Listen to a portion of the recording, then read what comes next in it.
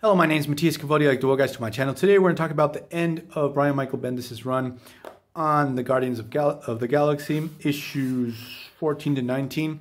His run in general, he had some hits, some really cool ideas that I really liked, and other stuff that I just thought to myself, why did he do that? Or he was very hit and miss. I really loved his work on Avengers with Spider-Man. And I really didn't like, I always say this, I really didn't like what he did with X-Men or with the Guardians. It's half and half. So what he does in these last couple of issues, he tries to finish off all the loose ends from his run. So in this first issue, we have the Skrulls want to capture the Venom symbiote. They use Spider-Man as bait. So it's basically a story that revolves around Flash Thompson and he has his admiration and respect that he has for Spider-Man. They're able to defeat the Skrulls. They save the original Recipe Spider-Man. It's a good standalone story in general. Then we go to another story that revolves around the Thing, who is on the Guardians. That actually, out of all the Fantastic Four members, he's the only one that I like when he's off the Fantastic Four and on other superhero teams. And oddly enough, I feel like he worked really well on the Guardians. So in this story, standalone story, it's basically how Thing gets recruited to keep tabs on this reformed Doctor Doom. He's wearing the Iron Man armor. I really didn't read anything from that run. I totally missed out on that. Put in the comments below if it's worth reading the time Doctor Doom became Iron Man. So it just nicely finishes off and concludes Thing's story arc with the Guardians of the Galaxy. Then we have a interesting standalone story with Groot, who's really enjoying because all the Guardians of the Galaxy are sort of stuck on Earth after the Civil War. Groot has become a tree, and he's really living it up in Central Park. And so we get a story of a world, how Groot views the world, how he views being a superhero, and a day. Basically, it's a day in the life of Groot. It's an interesting idea. It's original, at least. Then we have the final story arc. We have Gamora. She knows that Thanos is imprisoned on Earth. She wants to make him pay. Tries to infiltrate S.H.I.E.L.D. She gets captured. Danvers tells her, "Stop doing this. Thanos is not on Earth. Please go hunt him somewhere else. Stop causing problems for us." During Bendis' run, Captain Marvel, Carol Danvers, was on the team. And just wait 1 second. I forgot I had this. Came the other day in the mail. I got the Marvel Legends Carol Danvers binary. This is actually the binary version. I didn't like the movie so much, but this figure is awesome. You can remove these. She has normal hands under. But this figure is just, and in person, the paint job and everything, it looks fantastic. You can change her head, but this is the head sculpt that I really like. But that aside, let's get back to this story. So, Gamora pulls a switcheroo.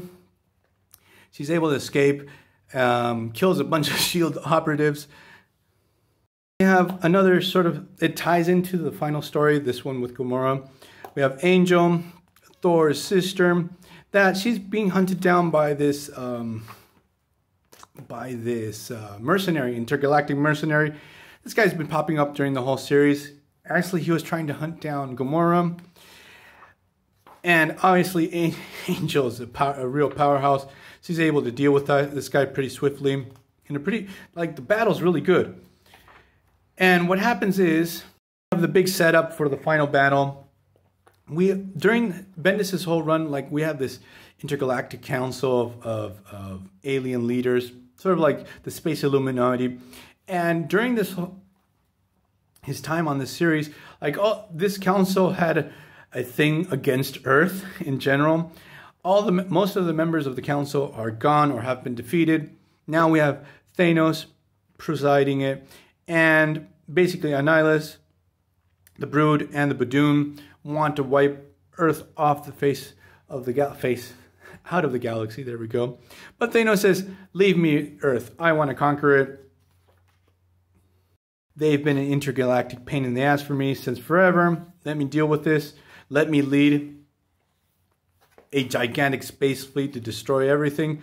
So what happens is, obviously, Thanos jumps the gun, starts attacking. He actually attacks the SHIELD helicarrier. All the other main heroes of the Marvel Universe, the X-Men, Avengers, Fantastic, they're all off the grid.